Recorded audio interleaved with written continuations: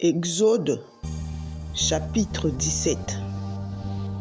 Toute l'assemblée des enfants d'Israël partit du désert des Sin selon les marches que l'Éternel leur avait ordonnées, et ils campèrent à Raphidim, où le peuple ne trouva point d'eau à boire. Alors le peuple chercha querelle à Moïse.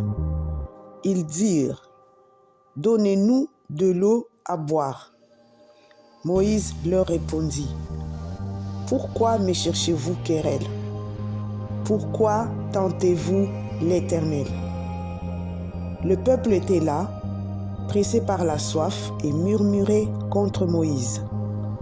Il disait: « Pourquoi nous as-tu fait monter hors d'Égypte pour me faire mourir de soif avec mes enfants et mes troupeaux? » Moïse cria à l'Éternel en disant: « Que ferai-je à ce peuple? Encore un peu et ils me lapideront. » L'Éternel dit à Moïse: « Passe devant le peuple et prends avec toi des anciens d'Israël. Prends aussi dans ta main ta verge avec laquelle tu as frappé le fleuve et marche.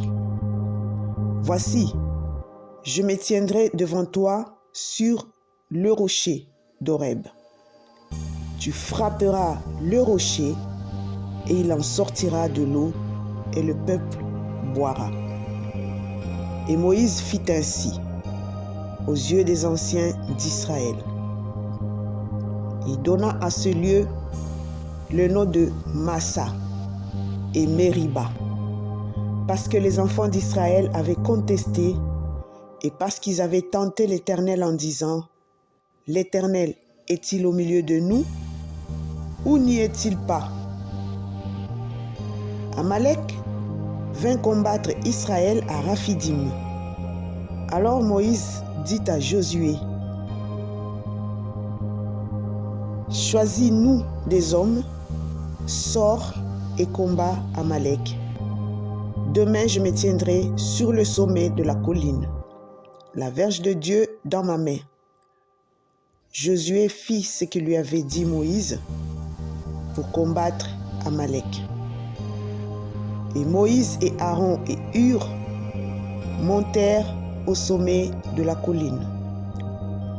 Lorsque Moïse élevait sa main, Israël était le plus fort, et lorsqu'il baissait sa main, Amalek était le plus fort. Les mains de Moïse étant fatiguées, ils prirent une pierre qu'ils placèrent sous lui, et il s'assit dessus. Aaron et Hur soutenaient ses mains, l'un d'un côté, l'autre de l'autre, et ses mains restèrent fermes jusqu'au coucher du soleil. Et Josué vainquit Amalek et son peuple au tranchant de l'épée. L'Éternel dit à Moïse: « Écris cela dans le livre pour que le souvenir s'en conserve. Et déclare à Josué que j'effacerai la mémoire d'Amalek de dessous les cieux. » Moïse bâtit un autel et lui donna pour nom l'Éternel, ma bannière. Il dit: « Parce que la main a été levée sur le trône de l'Éternel, il y aura guerre de l'Éternel contre Amalek de génération en génération. » Exode, chapitre 18. Jéthro, sacrificateur de Madian, beau-père de Moïse, apprit tout ce que Dieu avait fait en faveur de Moïse et d'Israël, son peuple. Il apprit que l'Éternel avait fait sortir Israël d'Égypte.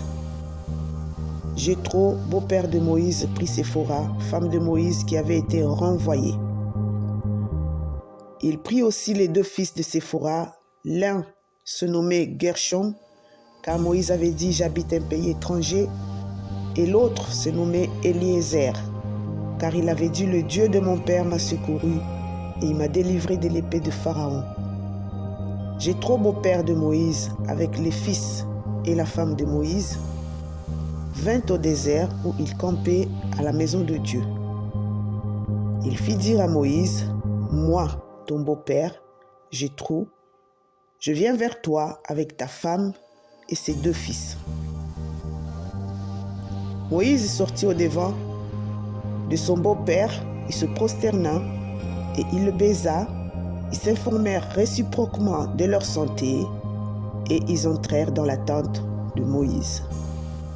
Moïse raconta à son beau-père tout ce que l'Éternel avait fait à Pharaon et à l'Égypte, à cause d'Israël, toutes les souffrances qui leur étaient survenues en chemin et comment l'Éternel les avait délivrés. Jéthro se réjouit de tous les biens que l'Éternel avait fait à Israël et de ce qu'il avait délivré de la main des Égyptiens. Et Jéthro dit, « Béni soit l'Éternel qui vous a délivré de la main des Égyptiens et de la main de Pharaon, qui a délivré le peuple de la main des Égyptiens. Je reconnais maintenant que l'Éternel est plus grand que tous les dieux, car la méchanceté des Égyptiens est tombée sur eux. » Jéthro, beau-père de Moïse, offrit à Dieu un holocauste et des sacrifices. Aaron et tous les anciens d'Israël vinrent participer au repas avec le beau-père de Moïse en présence de Dieu. Le lendemain, Moïse s'assit pour juger le peuple, et le peuple s'étint devant lui depuis le matin jusqu'au soir. Le beau-père de Moïse vit tout ce qu'il faisait pour le peuple et il dit, « Que fais-tu là avec ce peuple? Pourquoi sièges-tu seul et tout le peuple se tient devant toi depuis le matin jusqu'au soir? » Moïse répondit à son beau-père, « Ce que le peuple vient à moi pour consulter Dieu, quand ils ont quelques affaires, ils viennent à moi, je prononce entre eux et je fais connaître les ordonnances de Dieu et ses lois. » Le beau-père de Moïse lui dit, « Ce que tu fais n'est pas bien. Tu t'épuiseras toi-même et tu épuiseras ce peuple qui est avec toi. Car la chose est au-dessus de tes forces. Tu ne pourras pas y suffire tout seul. Maintenant écoute ma voix et je vais te donner un conseil. Et que Dieu soit avec toi, sois l'interprète du peuple auprès de Dieu et porte les affaires devant Dieu. Enseigne-leur les ordonnances et les lois et fais-leur connaître le chemin qu'ils doivent suivre et ce qu'ils doivent faire. Choisis parmi tout le peuple des hommes capables, craignant Dieu, des hommes intègres, ennemis de la cupidité, établis-les sur eux comme des chefs de 1000, chefs de 100, chefs de 50 et chefs de 10. Qu'ils jugent le peuple en tout temps, qu'ils portent devant toi toutes les affaires importantes et qu'ils prononcent eux-mêmes sur les petites causes. Allège ta charge et qu'ils la portent avec toi. Si tu fais cela et que Dieu te donne des ordres, tu pourras y suffire. Et tout ce peuple parviendra heureusement à sa destination. Moïse écouta la voix de son beau-père et fit tout ce qu'il avait dit.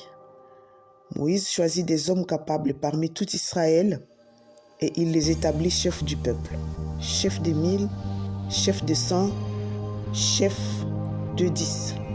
Ils jugeaient le peuple en tout temps, ils portaient devant Moïse les affaires difficiles et ils prononçaient eux-mêmes sur toutes les petites causes. Moïse laissa partir son beau-père et Jéthro s'en alla dans son pays.